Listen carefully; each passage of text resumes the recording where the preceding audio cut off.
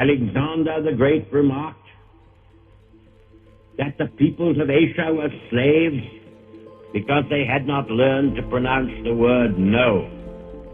Let that not be the epitaph of the English-speaking peoples, or of parliamentary democracy, or of France, or of the many surviving liberal states of Europe. There, in one single word, is the resolve which the forces of freedom and progress, tolerance and goodwill, there is the resolve which they should take. It is not in the power of one nation, however formidably armed.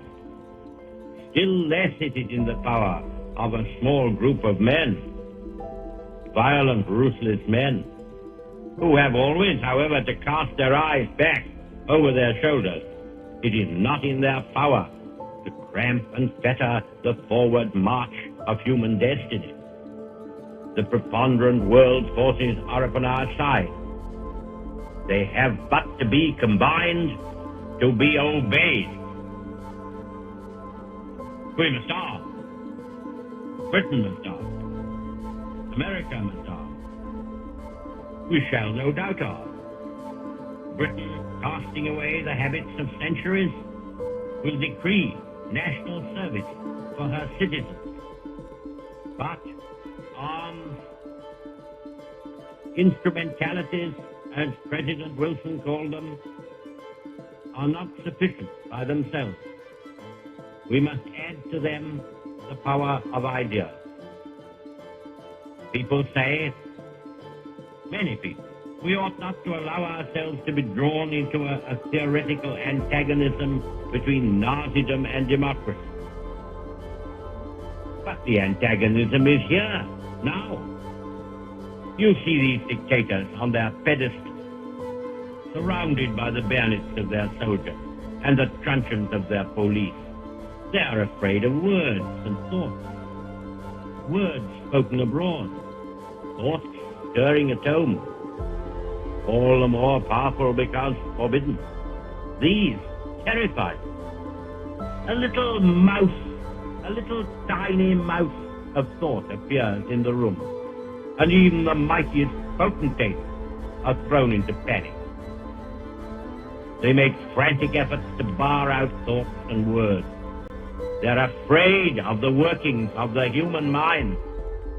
A state of society where men may not speak their minds, where children denounce their parents to the police, where a businessman or small shopkeeper ruins his competitor by telling tales about his private opinion.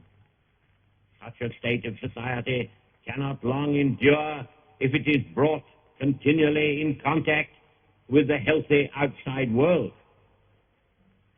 The light of civilized progress, with its tolerances and cooperation, with its dignities and joys, has often been blotted out.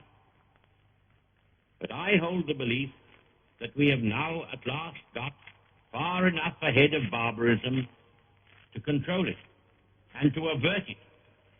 If only we realize what is afoot and make up our minds in good time. Is this a call to war? Does anyone pretend that preparations for resistance against aggression amount to the unleashing of war? I declare it to be the sole guarantee of peace, the finest and the surest prospect of peace.